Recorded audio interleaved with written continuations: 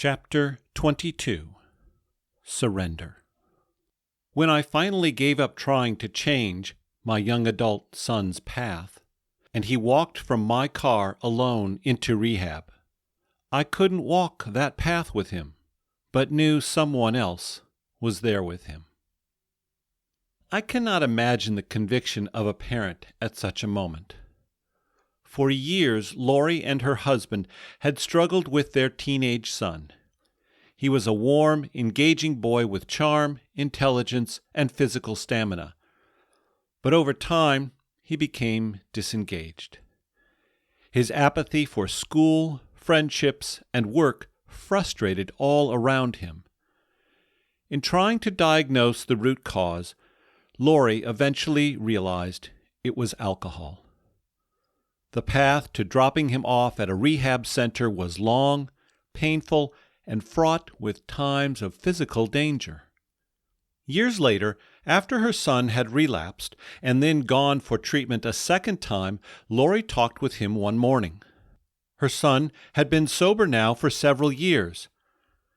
She asked him, "What could we have done? Is there anything your father and I could have done to help you sooner?" His response stunned her. Do less.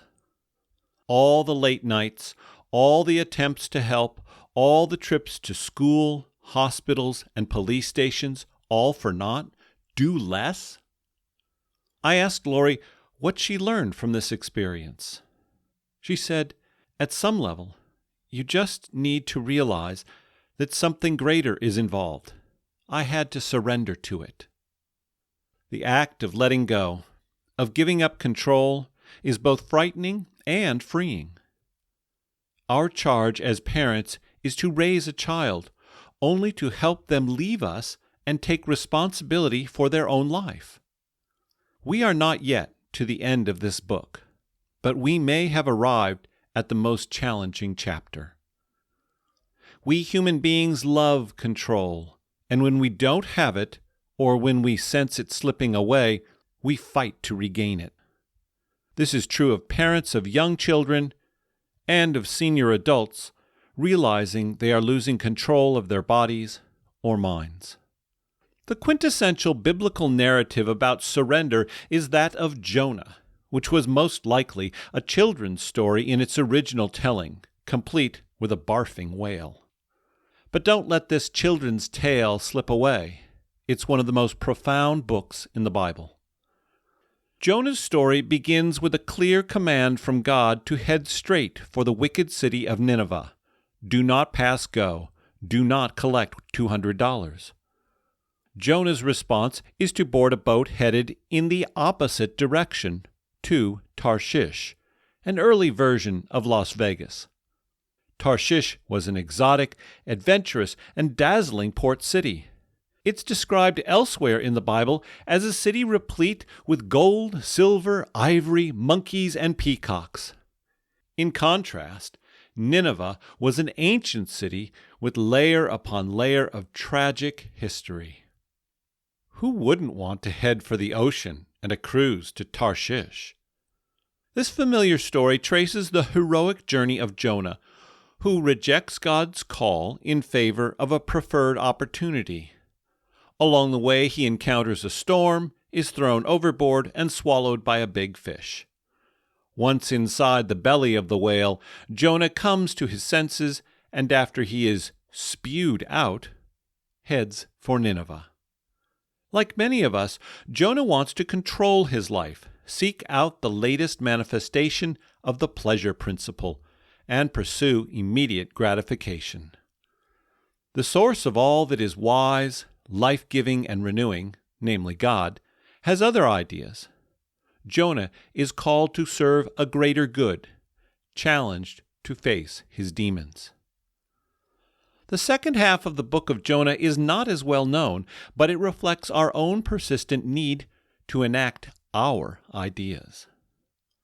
After completing his call to preach in Nineveh and secure from the people repentance, a turning around of their lives, Jonah is indignant that God bestows grace and forgiveness on Nineveh. Jonah follows with a temper tantrum. He is angry to see his worst fears confirmed, namely that God is indeed pure grace and mercy.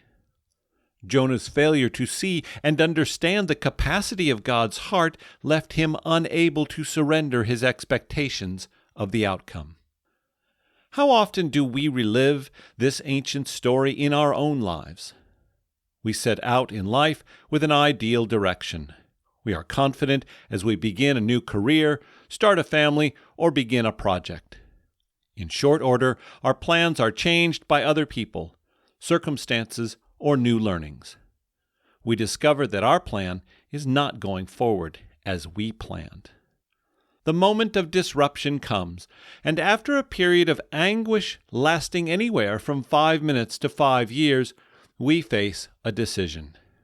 The new direction is unexpected, but in the process, we often learn new things about ourselves. Many years ago, a wise mentor said to me, "When we enter our 30s, we discover 3 things about life.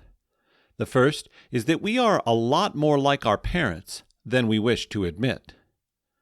The second is that life is not fair. And the third is that we have a soul, and tending to it is our life's calling."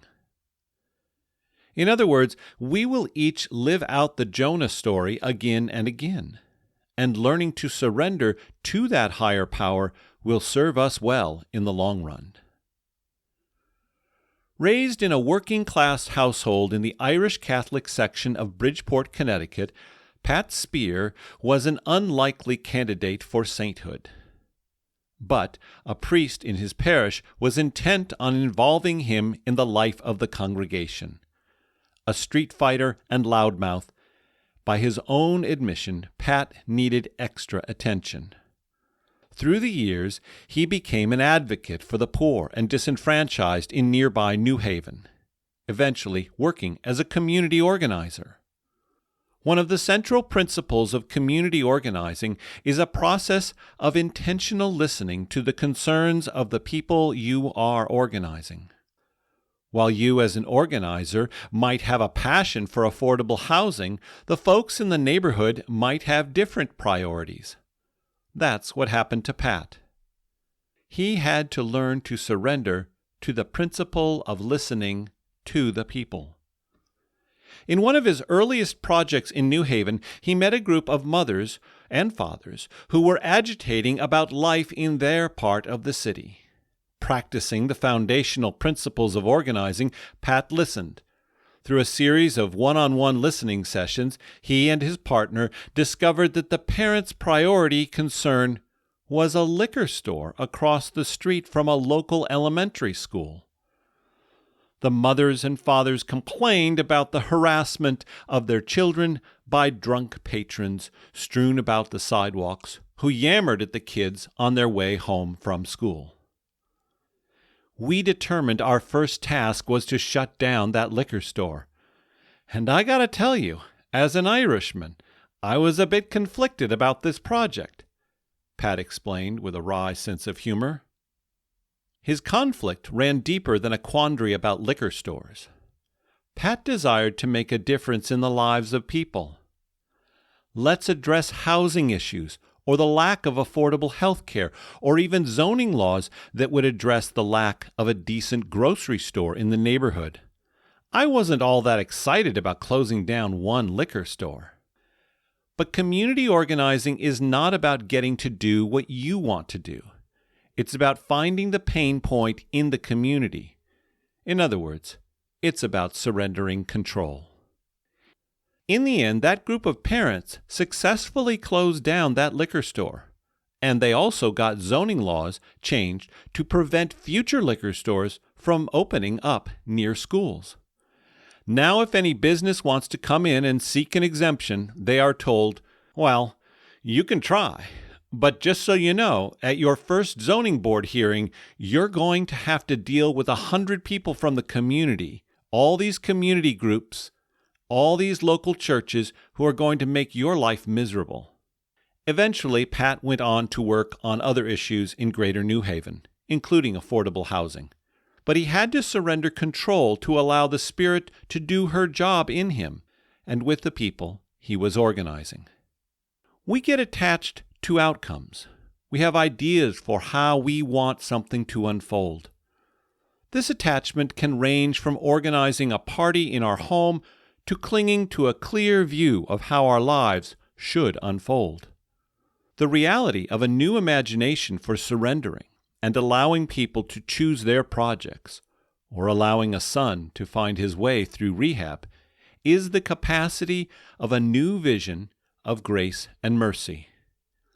It is indeed so difficult when we are facing these temptations to control the outcome. Fear not, for I am with you.